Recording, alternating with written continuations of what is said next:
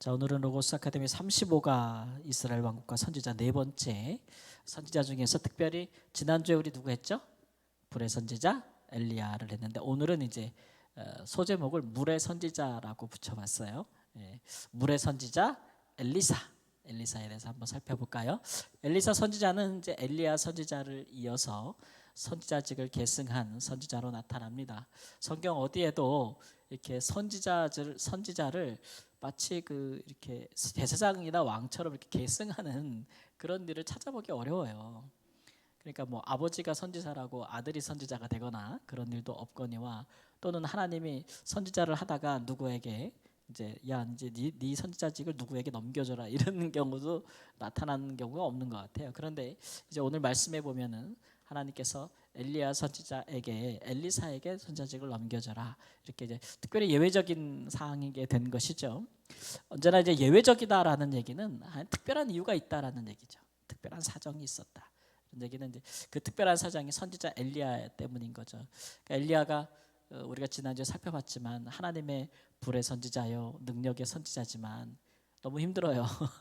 너무 힘들어서 심지어 하나님 앞에 죽기를 구할 정도로 너무 힘들고 홀로 단독 사역을 행했기 때문에 굉장히 어려웠기 때문에 하나님께 여러 번 이제 그런 것들을 구하죠. 그래서 하나님께서 그런 특별한 사정을 이제 들으심이고 또 당시에는 그 선지자들이 많지 않았다. 왜냐하면 이제 오므리 왕조 또 아합 왕 이런 사람들이 이 북이스라엘을 아합의 바알의 종교로 이제 만들기 위해서 국가로 만들기 위해서 여호와의 선지자들을 많이 죽였기 때문에 특이한 상황이죠. 그러니까 선지자로 나서는 사람이 있을까요? 그런 상황에 없잖아요. 내가 하나님의 선지자라고 드러내면 핍박을 당하고 박해를 당하고 죽는 상황이 처해지는데 누가 자기가 선지자임을 자처하며 또는 선지자로서의 길을 걷게 되겠어요.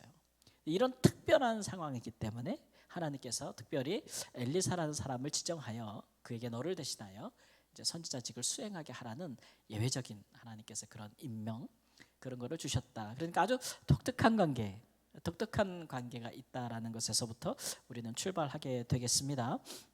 그래서 첫 번째 엘리사 선지자가 이제 물의 선지자다. 왜 물의 선지자라 그러냐? 엘리야가 불의 선지자여서 이분은 물의 선지자라 그러냐면 엘리사 선지자의 사역 가운데 물과 관계된 사건들이 굉장히 많아요.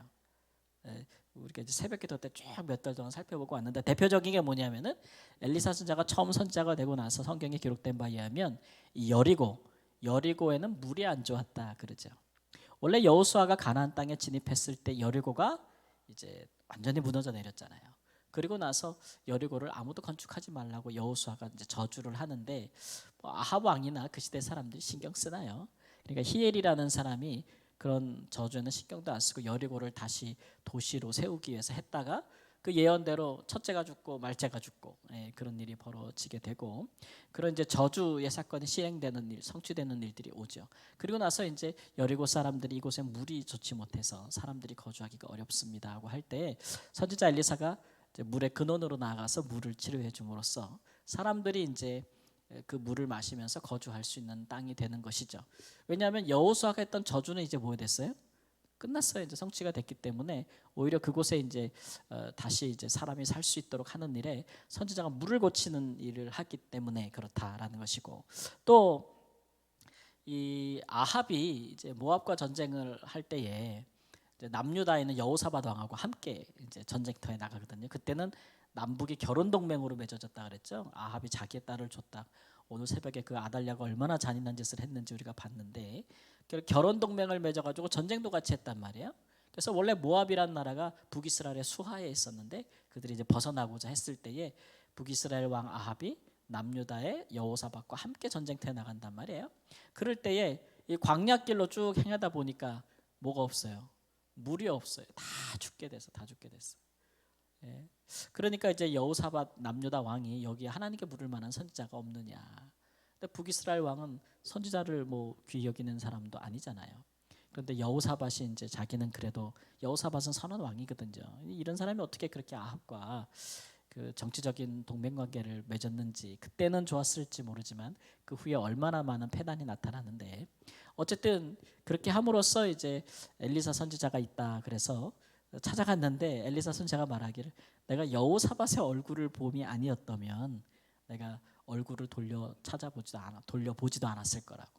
여호사밧은 인정하는 바예요. 어쨌든 그래서 엘리사 선지자가 개천에 그 땅을 많이 파라고 했더니 동틀 때에 정말 어디선지 물이 흘러가지고 가득 메웠다. 이렇게 해서 그 물로 많은 그 이스라엘 군인들의 생명을 살리는 그런 이제 일들도 엘리사 선지자가 일으킨 기적 중에 하나라고 할 수 있죠.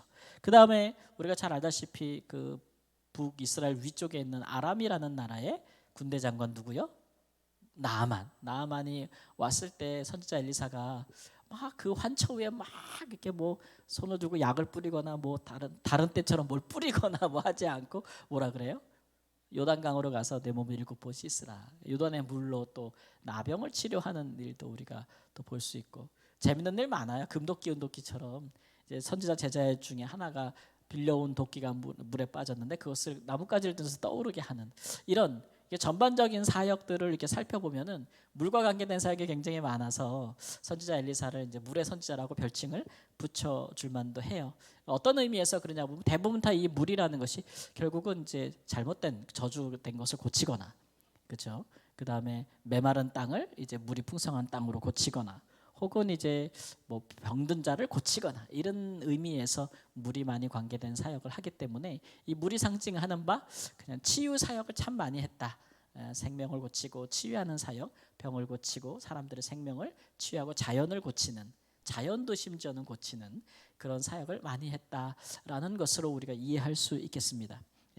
그래서 이 선지자의 사역이 어떤 사람에게만 한정되는 것이 아니라 이 자연을 대상으로도 이루어지고 있는 것을 보잖아요. 그죠? 자연적인 물을 또는 사막을 또 강이 되게 하고 흐르는 하천이 되게 한다거나 이런 것들에 대해서 굉장히 그 포괄적인 사역, 치유 사역을 진행하는 것을 볼 수 있어요. 본래 이제 구원이라는 것이 그렇죠. 우리가 예수를 믿어 구원을 받는다라고 할 때 이 구원이라는 것은 우리 스스로가 한정적으로 우리 인간이 영원히 구원받는다 또는 우리가 죽으면 천국 간다 자꾸 이렇게 구원을 자꾸 제한시키고 자꾸 축소시키는 것이 우리의 신앙을 자꾸 좁게 만들어요. 근데 구원이라는 것은 성경에 드러난 구원은 굉장히 이제 포괄적이어서 로마서 8장에 나오는 것은 사도 바울께서 말씀하시는 것처럼 모든 세상의 피조물도 구원받기를 소망하거든요. 지금 구원받지 못해서 뭐예요? 탄식한다 그래서 신음한다 그랬거든요. 그러니까 우리 인간이 예수님이 다시 오실 때 우리 구원이 완성되는 건데 그때 우리만 구원받는 것은 아니고 모든 피조 세계가 함께 지금 고통하고 있다가 함께 이제 구원을 받는다는 거예요. 그러니까 우리가 이제 받은 구원을 이루어갈 때 예수님 오실 때까지 그때 이제 완성이 될 건데 우리가 받은 구원을 이루어갈 때 우리의 생각 자체가 그러니까 넓어져야 되는 거죠. 그러니까 뭐 지금 지구의 자연 환경이라든가 피조 세계, 동물들, 자연 환경들 이런 것들을 보호하고 보존하는 것도 우리 하나의 구원의 행위예요. 행위. 그게 누가 하시느냐면 창조 때 성령께서 하시던 일이거든요.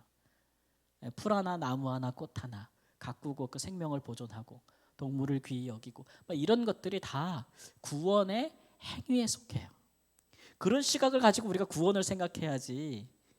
만약에 우리 인간만에게만 구원이다라고 생각하면 다른 피조세계나 피조물은 얼마나든지 파괴하고 남용하고 막 그냥 그냥 없이 해도 상관없다라는 그런 파괴적인 의식을 갖거든요. 그러니까 성경에서 말하는 구원이 얼마나 우리에게 하나님이 지으신 피조세계에 대한 그런 것들도 하나님께서 말씀하시는지를 이렇게 보여주기 때문에 성경에 대한 우리의 그 세계관은 오늘날 우리가 흔히 말하고 있는 사람에 대한 존엄과 가치, 생명의 귀중함뿐만 아니라 자연과 동물에 대한 것도 다 포함하고 있다. 이게 다 하나님이 창조하신 세계 아니에요. 보실 때 선하고 아름다웠다는 거 아니에요. 보시기에 좋았다. 그런 것들을 회복하는, 치유하는 행위 자체가 다 구원의 행위라는 거죠. 이 선지자의 사역 중에서 우리가 그런 단초들을 발견할 수 있다는 것들을 꼭 기억해 주시기 바랍니다. 오히려 이제 그 기독교인들이 신앙인들이 그들이 좀 앞장설 필요가 있어요. 사회적으로.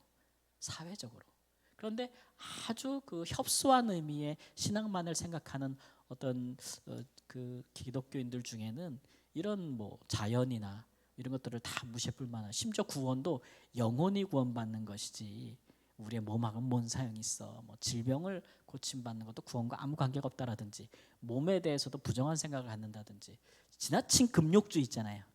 영적인 것만 중요하고 우리 몸에 속한 것들은 다 이건 더러운 거야, 막 이렇게 말하는 것도 굉장히 잘못된 거예요. 그런 모든 것들의 구원의 어떤 균형을 우리가 가질 필요가 있는데, 우리 오후에 이제 주일 오후에 하는 인물별 성경 공부가 이제 올해로 끝나고 내년부터 이제 구원론에 대해서 이제 계속 제가 계속해서 이렇게 시리즈로 주일 오후 때마다 이야기해서 우리의 잘못된 구원 혹은 이제 왜곡된 균형을 잃어버린 구원론, 아주 좁은 시각을 갖고 있는 구원론을 이렇게 수정하는 그런 기회를 가질 겁니다. 그렇고 두 번째, 선지자 엘리사는 또 생명의 선지자다라고 이제 분류만 합니다. 왜냐하면 사람을 살리는 일을 많이 하거든요. 첫 번째는 어떤 일이 있었냐면 제자의 과부와 두 아들을 구제하는 일을 했죠.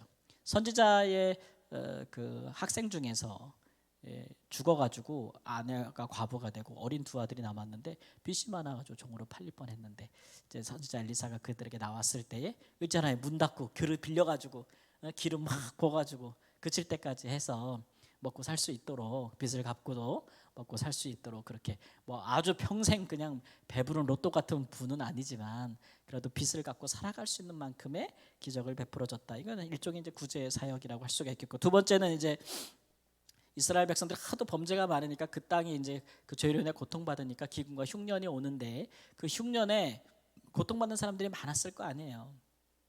특별히 이제 바알에게 무릎을 꿇지 아니한 이 고난과 핍박, 죽음을 당할 수도 있는 그런 시기에도, 시대에도 선지자의 길을 가고자 했던 많은 사람들을 함께 모아서 거주하고 그들의 말씀을 연구하고 기도하고 했던 선지자의 생도들, 이거를 먹이는 사역도 누가 했어요?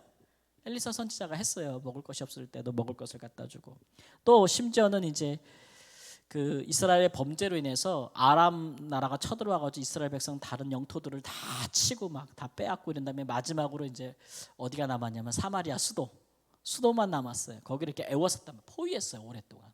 그럼 포위를 당하면 그 안에서 어떤 일이 일어나겠어요? 성경에 보니까 뭐 오늘은 네 아들을 먹고 내일은 내 아들을 먹자.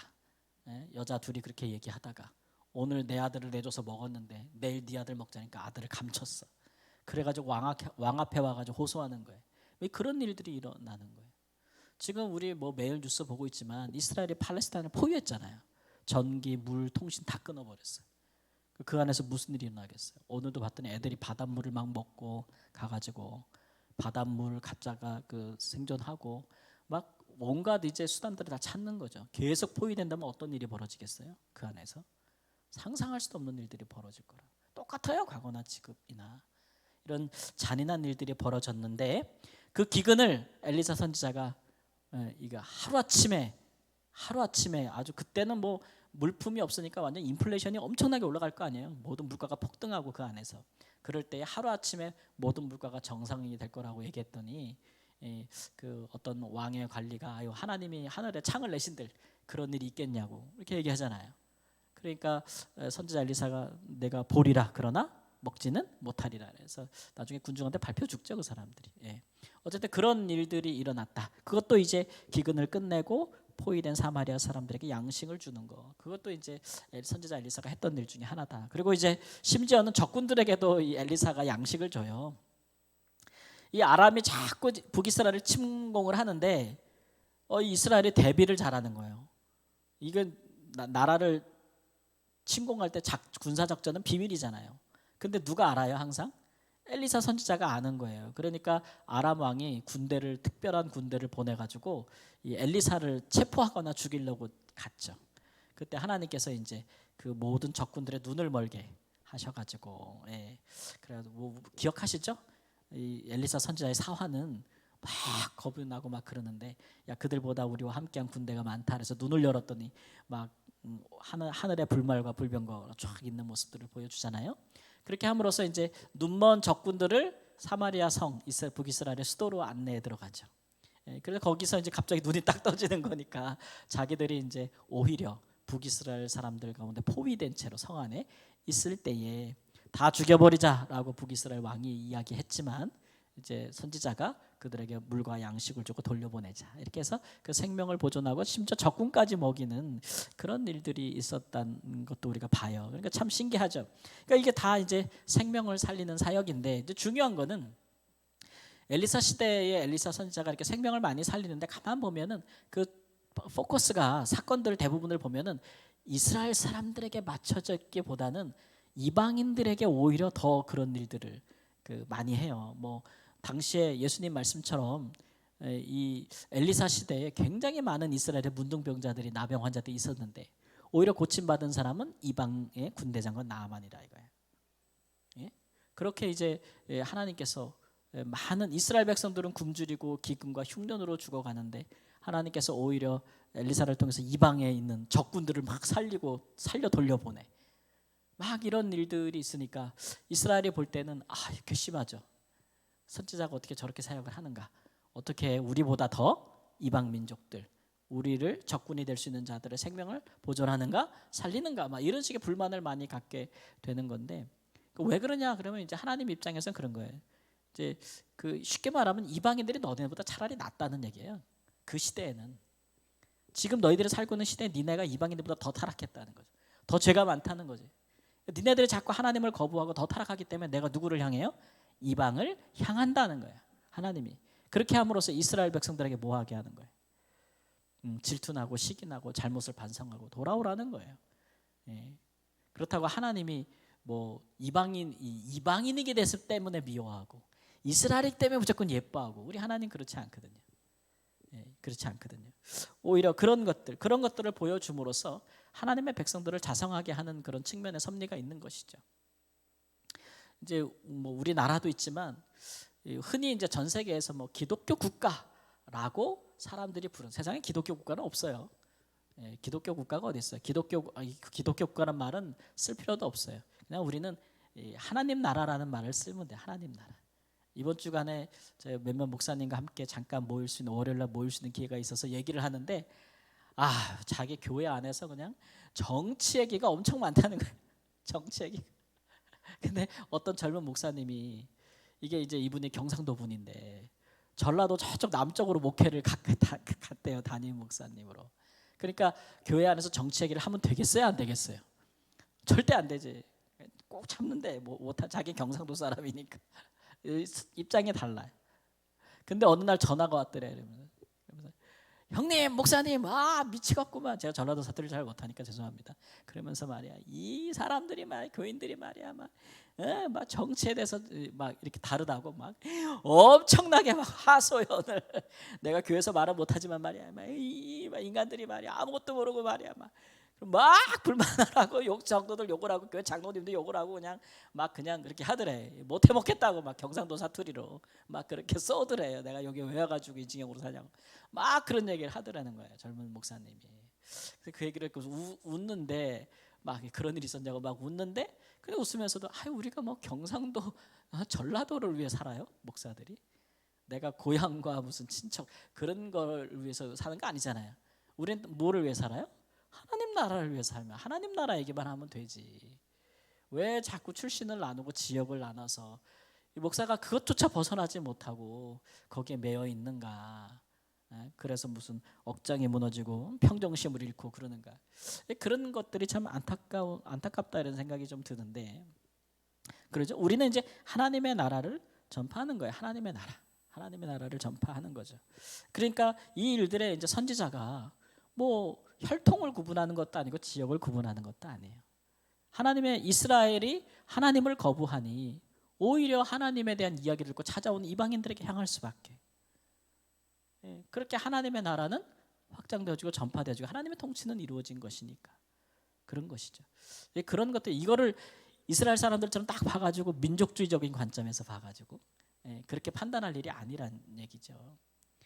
오늘 우리가 뭐 기독교 국가 그러면 미국과 유럽은 기독교 국가고 중동은 이슬람 국가고 자꾸 이런 식으로 이해하고, 뭐 이스라엘은 기독교 국가, 뭐 팔레스타인은 이슬람 국가, 기독교가 이슬람을 핍박한다, 이런 식으로 하는 논리에 빠지면 안 돼요. 이스라엘이 무슨 기독교 국가예요?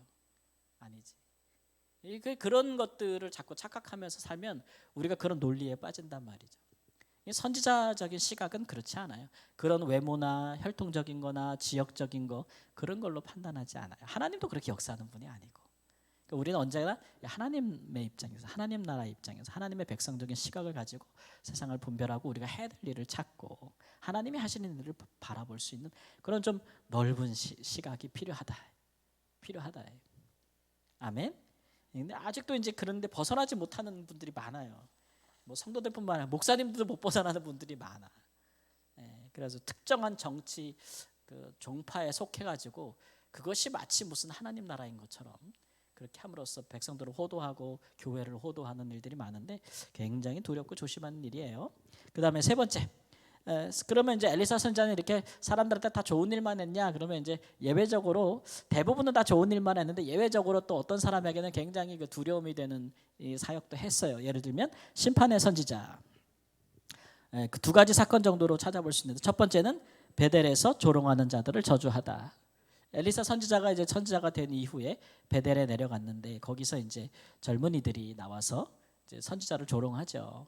그러니까 당시에는 뭐 북이스라엘이 완전히 바알을 섬기는 우상 숭배 국가가 된 지 꽤 됐으니까 여호와의 선지자들은 하찮게 죽어가잖아요. 죽이고 막 그러니까 이제 선지자 엘리사를 향하여도 이제 외모를 막 비하하면서 대머리여 올라가라 막 이렇게 얘기하면서 이렇게 비판. 그 베델이 당시에 뭐의 성지였어요? 원래는 이제 그 이스라엘의 조상인 야곱이 베델에서 하나님 만났잖아요. 두 번이나 우리가 지난 주간에 금요 기도에 또 얘기했지만 그렇게 해서 여호와를 섬기는 아주 중요한 장소인데 지금은 거기에는 금송아지가 세워져 있는 여로보암 이후로 금송아지를 세워놓고 금송아지 숭배하는 애굽의 신처럼 숭배하는 그런 우상 숭배의 집합소란 말이에요. 그러니까 거기에 있는 그 시대의 젊은 사람들이 선지자를 조롱하고 막 그럴 때에 엘리사 선지자가 그들을 저주하죠. 근데 저주한 뒤에 정말 무슨 곰이 나와서 젊은이들을 죽이는 일이 벌어져요. 이런 일들은 이제 우상 숭배자들에 대한 심판이 시행되는 때가 이제 왔다라는 것을 이제 선제적으로 보여주는 거죠. 이제는 이제 심판의 시기, 우상 숭배자들에 대한 심판의 시기가 다가오고 있다라는 것을 보여주고 있는 것이고 그 위에 좀 더 포괄적으로 엘리사 선지자는 이제 예언을 하겠는데 두 번째 사건을 보면은 하나님께서 엘리야 선지자에게 말씀했어요. 누구에게 가서 기름을 붓냐면은 세 명에게 기름을 부어라 그랬는데 아람에 가서 하사엘이라는 사람에게 기름을 부어 아람 왕이 되게 하고 북이스라엘의 예후에게 기름을 부어 북이스라엘 왕이 되게 하고 그다음에 엘리사에게 기름을 부어 너를 대신하여 선지자가 되게 하라라고 말씀하셨는데 이걸 이렇게 순서를 거꾸로 이렇게 시행을 하게 되죠. 엘리사 선지자가. 이것은 왜예요? 이 사람들은 다 어떤 사람들이에요? 다 심판의 도구예요. 심판의 도구. 그래서 하사엘의 칼을 피한 자를 예후가 죽이고 예후의 칼을 피한 자를 엘리사가 죽이리라. 우상 숭배자들 특별히 이제 누구를 가리키냐면 아합의 가문. 오므리 왕조의 종말을 얘기하는 거거든요. 아합의 가문의 종말, 그에게 속한 자들의 종말을 그동안 얼마나 많은 사람들을 이 사람들이 죽였고 비록 그때의 이스라엘 백성들이 세계사적으로는 굉장히 강성한 북이스라엘이 강성한 아합 때에 경제적으로 정치적으로 굉장히 강성한 나라를 이루었지만 그것이 다 이제 무고한 자들의 피를 생명을 빼앗고 강취해서 탈취해서 이런 일들이기 때문에 그런 일들이기 때문에 하나님이 이제 그걸 심판하신다는 거죠. 여러분 나라가 어느 국가가 굉장히 강성하고 잘 살게 되면 다 옳은 것은 아니죠. 다른 민족을 짓밟고 다른 민족의 사람들을 죽이고 또는 그렇게 사회적인 약자들의 희생과 피 흘림 위에 세워진 국가들도 경제적으로 군사적으로 굉장히 부강할 수 있어요. 그렇죠? 그런 거는 하나님이 미워하시는 거죠. 그래서 그런 것들에 대해서 하나님께서 이제 아합의 집을 심판하시겠다고 할 때 엘리사 선지자를 통해서 그 일을 이루세요. 그래서 우상 숭배자들과 권력을 심판한다. 그럴 때 이제 엘리사 선지자가 심판의 선지자로 이제 일컬음을 받는 것이겠죠. 또 엘리사 선지자의 이런 모습도 있네요. 또 굉장히 이제 친서민적인 선지자. 굉장히 친서민적인 선지자. 엘리야 선지자를 보면은 엘리야 선지자는 이스라엘 백성들과 함께 할 수 있는 시간이 별로 없었어요. 왜 그러죠? 도망 다니느냐고. 하도 선지자를 죽이려고 하니까 왕 아합 왕에 가서 심판을 선포하고 도망 다니고. 그죠? 오랜 동안. 다시 나타나서 빠꿈 해가지고 또 심판을 선고하고 또 도망 다니고. 그렇기 때문에 뭔가 백성들과 함께 이렇게 삶을 공유할 수 있는 삶으로 들어갈 수 있는 기회가 없었어요. 엘리야 선지자는. 그러니까 되게 힘들었던 거예요. 근데 엘리사 선지자는 엘리야와 다르게 굉장히 백성들과 함께 거주하면서 삽니다. 예. 그래서 우리가 엘리야 선지자 그러면 갈멜산 이렇게 떠오르잖아요, 그죠? 예. 거기서 이제 기도의 전투를 벌이잖아요. 근데 엘리사 선지자 그러면 그가 주된 거주지와 사역지는 어디였냐 그러면 엘리사 선지자가 이렇게 사역을 하면서 이렇게 선지자들의 그 생도들을 돌보면서 순회하기는 하지만 그는 대부분 어디에 머물러 가냐면 수도 사마리아에 머물렀어요. 예. 선지자가 왕과 함께 왕도에 머문단 말이야. 이게 굉장히 위험한 일이에요. 그죠? 왜냐하면 엘리사 선지자가 왕에게 이렇게 호의적인 사람이 아니잖아요. 아합의 가문의 아들들이 왕이 되는데 그들과 굉장히 대립 관계를 유지하고 있는데 사마리아 성에 딱 거한다는 것은 보통 그 대담한 게 아닌데 엘리사 선지자가 워낙 능력이 출중하고 아주 성령의 능력이 엘리야보다 얼마나 더 많아요? 갑절이나 더 많으니까 손을 못 대는 거예요, 왕이 무서워서. 그렇게 이제 백성 중에 거하는 사람이었기 때문에 굉장히 백성들과 친근했다라는 것들을 볼 수가 있지요. 또 백성들로부터 후원도 많이 받았어요. 그래서 엘리야 선지자는 백성들과 관계할 것이 없으니까 백성들이 직접 돕고 후원하는 일이 별로 없었고 이제 뭐 까마귀가 와서 먹을 걸 준다거나 뭐 이런 일들이 있고 도움을 받아도 어떻게 저기 이스라엘 백성 중에가 아니라 저기 이방 여인한테 과부에게 가서 그렇게 돌봄을 받고 그랬잖아요, 그죠? 근데 엘리야 선지자는 수넴 여인이 이스라엘 백성 중에 한 분이잖아요, 그죠? 그분이 이제 엘리사 선지자를 후원해요. 선지자가 워낙 이제 머리 둘 것도 없고 양식도 부족하니까 그 집도 이제 딱 방을 만들어서 거기 거하시라 그러고 갈 때마다 먹을 것도 좀 식사도 대접하고 이런 후원을 받고 또 이제 서민들의 후원을 받죠. 어떤 농부가 이제 농사진 것의 첫 열매를 갖고 와서 엘리사 선지자에게 드립니다. 그래서 그것을 가지고 이제 또 많은 선지자 무리들과 함께 먹거든요. 그런 것들이 나와요. 근데 보면은 원래 이제 첫 열매는 누구에게 드리는 거예요? 율법에 의하면 하나님께 드리는데 누구를 통해서 드리는 거예요? 제사장에게 드리는 거잖아요. 제사장, 그렇죠? 소제로 드리고 막 그러잖아요. 근데 당시에 북이스라엘에 제사장이 있어요? 없단 말이지. 다 남쪽으로 도망갔어. 솔로몬 사후에 나라 갈라질 때부터 여로보암이 금송아지 세울 때부터 성전 자체를 부인하니까 다 이제 남유다로 내려갔단 말이에요. 제사장이 없어요. 제사장이 없으니까 백성들이 아직 여호와의 신앙을 유지하고 있는 사람들이 누구에게 갖고 와요? 하나님의 사람 엘리사에게 갖고 오는 거예요. 하나님의 사람. 그래서 이제 그 후원을 받아서 또 하기도 하고 이렇게 백성들과 주거니 받거니 하면서 이분들이 실질적인 이분이 그 역할, 백성들을 하나님께로 인도하는 역할을 한다라는 거죠. 또 세 번째로 보면은 선지자의 무리들을 양육한다. 네 번째로 보면은 서민들의 후원을 받는다. 뭐 그런 얘기들이 있죠. 이런 아주 백성들과 함께하는 그 삶 속으로 들어가는 사역 때문에 백성들이 그 입에서 엘리사 선지자를 뭐라고 이제 부르게 돼요? 엘리사 선지자라는 말하고 하나님의 사람이란 말하고 굉장히 교차적으로 나와요, 성경에. 그렇죠? 그래서 엘리사를 가르고 뭐라고 그래요? 하나님의 사람이요. 하나님의 사람이요. 하나님이 함께하는 사람이다라고 이야기를 하게 되죠. 그런 백성들이 이렇게 선지자를 지지하고 선지자를 도우니까 왕도 함부로 할 수 없는 거예요. 왕도 그렇지 않아요? 백성들의 지지를 받으니까 왕도 함부로 할 수 없는 거예요. 이렇게 선지자는 백성들의 삶 가운데로 들어갔다라는 것들을 오늘 말씀에 보여주고 있는 건데 이 부분에 참 예수님하고 비슷해요, 그죠?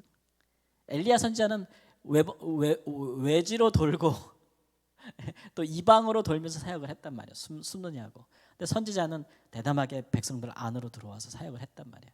그리고 보면 예수님하고 비슷해요. 예수님 전에 사역했던 사람이 누구예요? 세례 요한 보면 세례 요한은 이스라엘 백성들의 삶 가운데로 들어와 사역하지 않고 광야에 머물면서 요단강에서 그에게 나오는 자들을 위해 사역을 했잖아요. 근데 예수님은 어때요? 백성들의 삶 한 가운데로 들어갔어. 하나님의 나라가 너희 가운데 있느니라 그러면서 한 가운데로 들어가셨잖아요. 그런 것이 엘리사 선지자하고 아주 유사한 부분이라고 할 수가 있겠습니다.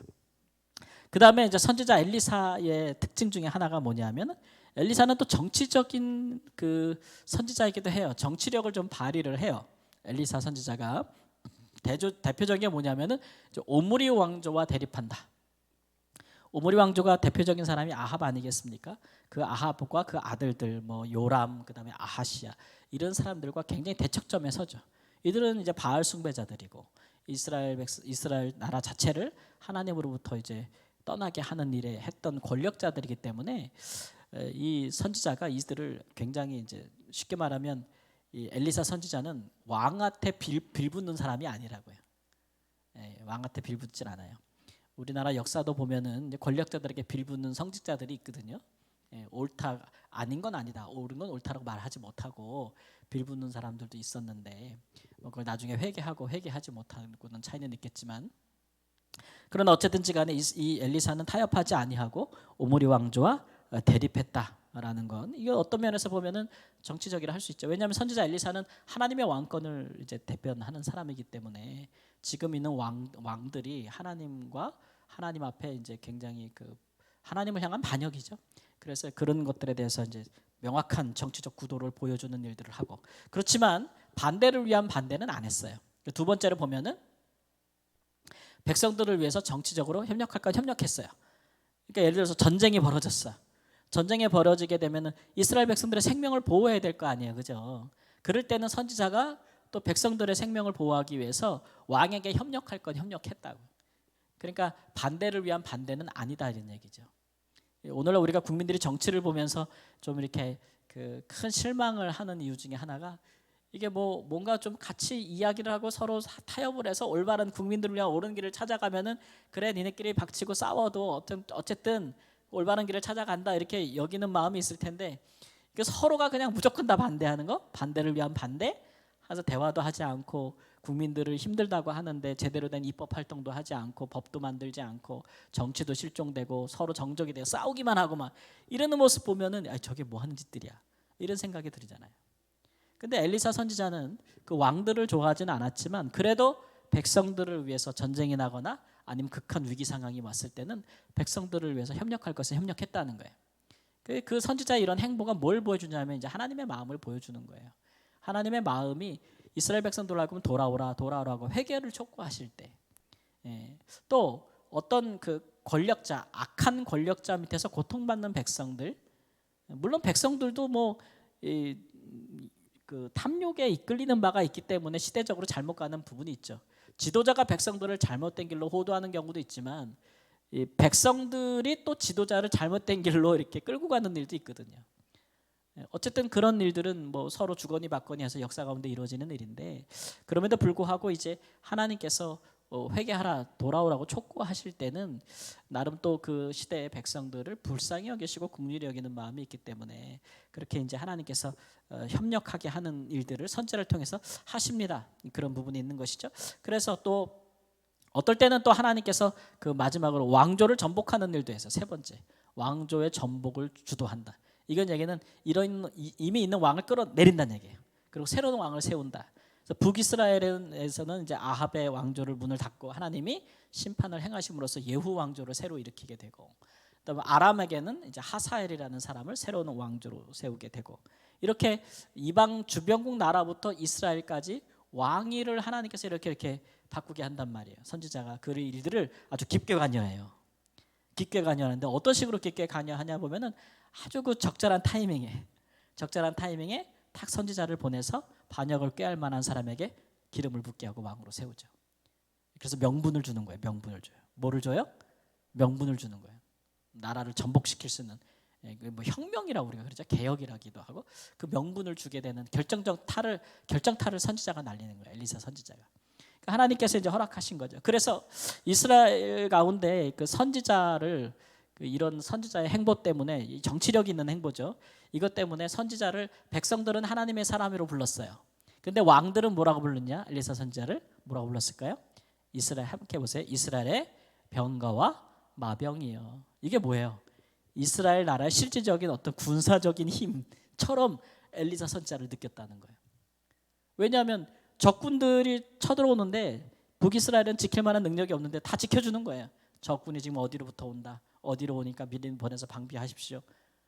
그렇게 하고 전쟁에서 이제 참패하지 않도록 막아주고, 적군들을 막아줄 뿐만 아니라 왕들의 폭정에서부터 백성들을 지켜주고, 이제 이런 일들을 발휘하기 때문에 이스라엘의 병거와 마병이라는 별칭도 얻었어요. 그러니까 선지자가 사역의 범위가 굉장히 넓다는 것을 여러분 이해하시겠죠. 굉장히 넓어요. 굉장히 넓어. 이게 하나님의 통치 영역이 그렇다는 걸 보여주는 거예요. 하나님께서 우리 인생을 통치하시는 영역은 제한받지 않아요. 교회만 하나님이 통치한다고요? 천만의 말씀이에요. 사회, 경제, 문화, 모든 것, 정치, 모든 영역에서. 옛날에 그래서 우리 교회사에 이제 네덜란드 출신의 이제 신학자가 있는데 실제로 정치인이기도 했고, 이제 아브라함 카이퍼라는 분이 있어요. 이분은 그래서 어떤 말을 썼냐면 영역 주권이라는 말을 썼어요. 영역 주권. 모든 영역에 하나님의 주권이 있다는 거죠. 그 백성들이 그것을 믿고 실천에 옮겨야 된다는 거예요. 야, 정치는 우리 신앙과 무관해. 그렇게 말하지 말라네. 왜냐하면 정치가 얼마나 그 국민들의 삶을 좌지우지해요. 아무리 우리가 정치인들 욕하지만 결국은 정치인들이 나라의 방향을 좌지우지하고 정책을 좌지우지하기 때문에 그런 일들은 그리스도인들이 생각할 때 아유 우리가 할 일이 아니야. 아유 공무원 뭐 군인 이런 거는 전쟁 나면 가 싸워야 되니까 우리 할 일이 아니야 라고 생각하지 말라는 거죠. 모든 영역이 다 하나님의 주권이 있으니까 그리스도인들 각 영역에서 그리스도인으로서 하나님의 뜻을 이루어가는 거예요. 실천하는 거예요. 그래서 그 영역을 하나님께 돌려드리는 거죠. 돌려드리는 거. 하나님께 복종케 하는 거예요. 그런 일들이 우리 믿는 사람들의 이제 부르심이라는 거죠. 그런 신앙관을 갖고 믿음을 갖고 사는 것이 이 선지자의 행보에서 보여주는 그런 예가 될 수 있을 거예요. 그러니까 오늘날 그리스도인들이 너무 시야가 좁으면 예를 들어서 젊은 친구들, 청년들도 먹고 사는 게 너무 힘들고 막 그런 게 너무 힘들어서 우리는 여기도 안 가, 이것도 못해, 저것도 안 해, 막 이렇게 시작하면 이제 우리의 신앙이라는 것이 굉장히 협소적인 의미로 이해되고 있는 것이죠. 그러니까 내가 가는 길에 어려운 일 있으면 하나님이 도와주면 좋고 아니면 말고 뭐 이런 식으로만 가면 신앙이 힘이 없어요. 그 시대를 바꿀 수 있는 힘이 없어요. 다 주도권을 내어주는 거예요. 그러나 이제 현실과 미래가 아무리 불안하고 암울해 보여도 우리 믿는 청년들은 다르게 생각해야 되죠. 야 정말 어렵고 우리는 우리 부모 세대보다 더 어려워. 우리 부모 세대는 어느 정도의 부유함과 성공을 거둘 수 있었는데 우리는 못할 것 같아. 사닥다리가 없어. 막 이런 절망적인 상황이 있을지라도 신앙이라는 것은 우리에게 용기를 주거든요. 여러분 자녀들에게 그런 용기를 주세요. 젊은 사람들에게. 그럼 도전하라는 용기를 주세요. 도전하라. 하나님은 모든 영역에 계시고 모든 것을 주관하고 계시기 때문에 하나님의 백성들이 그런 모든 자기에게 주어진 영역에서 신앙으로 믿음으로 도전한다면 거기서 이룰 수 있을 것이라는 하나님의 뜻을 펼칠 수 있을 것이라는 부르심에 응답할 수 있을 것이라는 자꾸 그런 용기들, 담대함들을 우리가 깨달아야 될 줄을 믿습니다. 이런 일들이 믿는 사람들이 모였을 때 자꾸 이제 서로 얘기해야 되는데 은근히 보면은 굉장히 그 실패적인 마인드를 많이 갖고 계신 것 같아요. 아유 내가 한들 누가 말을 들어먹겠어. 우리 애들은 이미 안 돼. 뭐 내 아들은 이미 안 돼. 포기했어. 뭐는 안 돼. 뭐는 안 돼. 다 안 된다고 하니까 안 된다고 하는 일에 기도할 게 뭐가 있어요. 그런 신앙을 패배주의적인 신앙을 갖고 있는 것은 하나님이 원하시는 게 아니다라는 것. 하나님의 나라는 깊고 넓게 확장되어져야 된다라는 것들을 우리에게 말씀해주고 있는 거죠. 마지막으로 적용 한번 해볼까요? 엘리사 선지자를 보면서 첫 번째로 우리가 살펴볼 것은 엘리사 선지자의 사역의 연속성이에요. 엘리사 선지자는 엘리야 선지자보다 성령의 능력이 갑절이나 있었지만 연속성이 있어요. 사역에. 엘리야 선지자는 이스라엘 백성들의 마음을 주님께로 돌이키는 일을 했고 마음을 그렇다고 이스라엘 백성들이 여호와 갈멜산에서 느낀 것이 여호와가 하나님인가? 바알이 아닌가? 우리의 삶을 부유롭고 평화롭게 해주시는 분은 우리에게 이 땅을 주신 분은 여호와구나 바알이 아니구나 라는 것을 느끼게 하는 데에만 선지자 엘리야가 사역했던 거예요. 그래서 실제적으로 그럼 우리의 삶에 우리가 여호와를 믿고 어떻게 살아야 될 것인가를 보여주는 건 누가 보여준 거예요? 엘리사 선지자가. 한 걸음 더 나아가는 거예요. 깊게 나아가는 사역의 연속성이 있는 거예요. 그러니까 우리 신앙의 모습이 그래야 된다고 지금 누차 말씀드리는 거예요. 그냥 마음으로 하나님을 믿고 마음으로 감동을 받고 마음으로 위로를 받고 마음에서 그냥 이렇게 믿음이 생겨 여기에 머무르는 것은 그거는 한 걸음 더 나가지 못하는 거죠.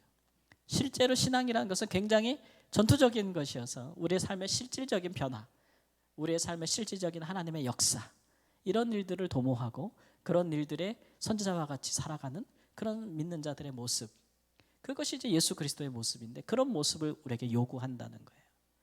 그런 담대한 모습들 이런 그게 이제 역사가 진전하듯이 하나님의 나라도 그렇게 전진한다라는 것을 우리에게 보여주고 있는 것이기 때문에 그런 일의 연속성이 있다라는 걸 볼 수 있고 두 번째는 적대적인 시대 상황 속에서 사역이다. 한번 읽어보세요.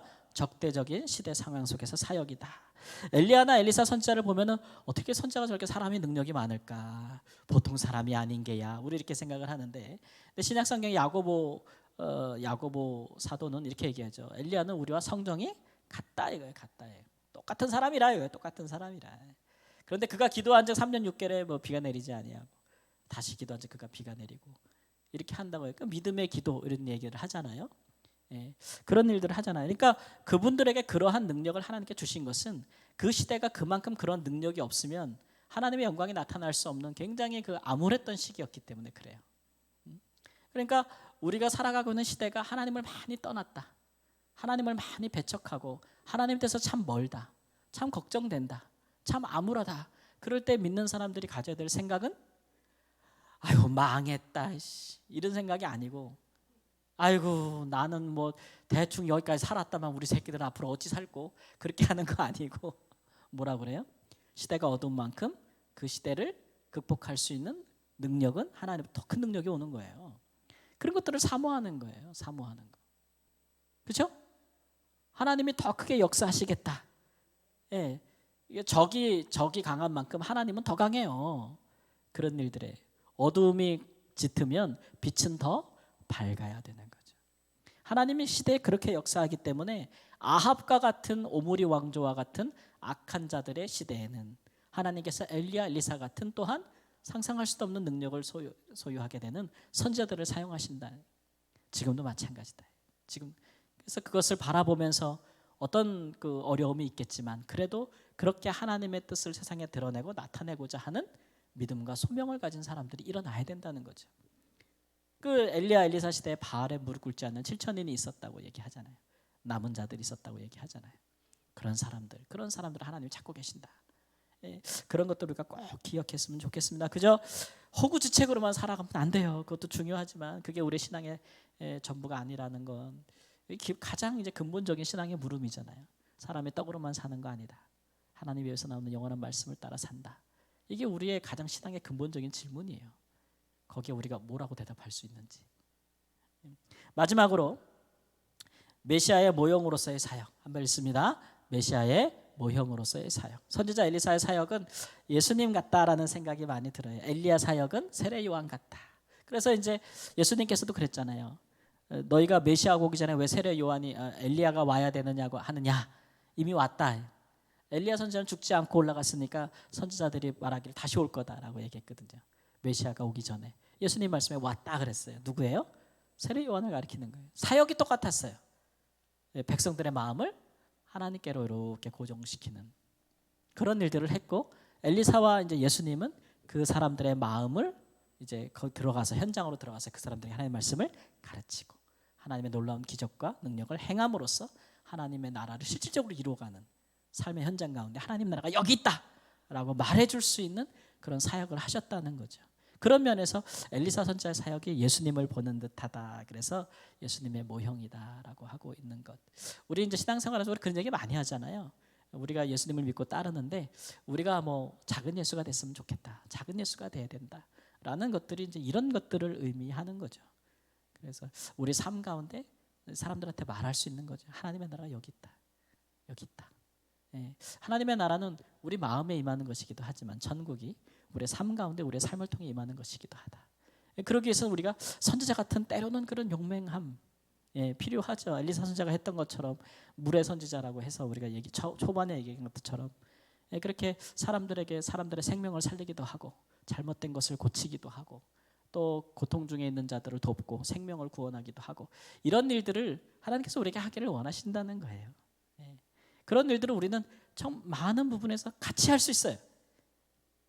나는 엘리사 같은 성령의 능력의 곱절이나 그런 건 없는데 그럴 수 있죠. 그러나 우리가 함께 한다면 그런 일들은 할 수 있는 일들이고 함께 할 때에 뜻을 모으고 실행을 하기 시작하면 하나님이 앞장서신다.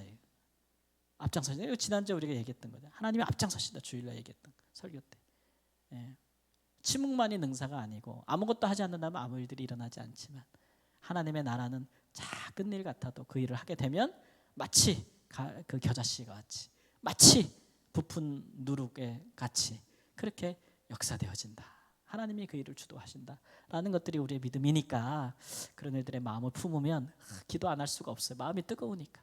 그런 마음이 없으니까 기도할 마음이 안 생기는 거예요. 그런 마음을 품으면 기도할 수밖에 없고, 우리 사랑하는 성도님들 이 자리에 계신 분 몇 분 없지만 그러나 또 이제 영상으로 보시는 분들도 있고 다른 교회에 계신 분들도 영상을 본다고 강의를 듣는다고 얘기도 오는데 같은 마음을 품었으면 좋겠어요. 선지자 엘리사 같은 마음을 품고 그렇게 세상에 나가서 정말 사람들은 작은 일 뭐 별로 이렇게 그렇게 중요하게 않는 일이라 할지라도 그 일부터 시작함으로써 작은 일에 충성되지 않은 큰 일까지 충성되니까 그런 일들을 실행하시는 은혜가 있기를 우리 주 예수님의 이름으로 축원합니다. 아멘. 기도합니다. 하나님 감사합니다.